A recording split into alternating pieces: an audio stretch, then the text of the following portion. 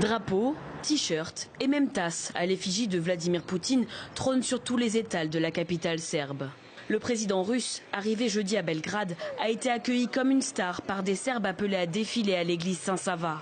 Un lieu qui n'était pas choisi au hasard, le monument a été rénové en partie par le géant russe Gazprom. J'ai décidé de venir voir et saluer le président Poutine et de soutenir la grande bataille pour le peuple.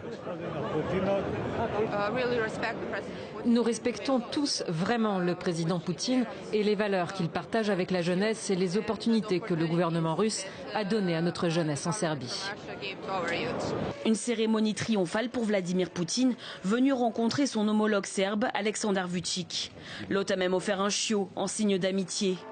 Une visite qui donne l'occasion au président russe de ne pas sembler isolé sur la scène internationale et pour le président serbe de redorer son image ternie par une vague de contestation.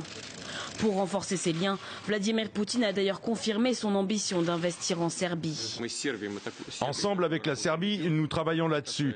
Cela concerne le développement d'infrastructures, comprenant des infrastructures de transit sur le territoire serbe. Nous sommes prêts à faire les investissements nécessaires. Cela devra s'élever autour de 1,4 milliard de dollars.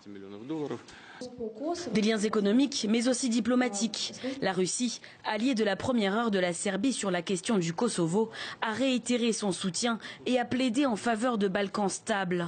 Une stabilité, selon Vladimir Poutine, menacée par les Occidentaux, dans une zone où de plus en plus de pays rejoignent l'OTAN.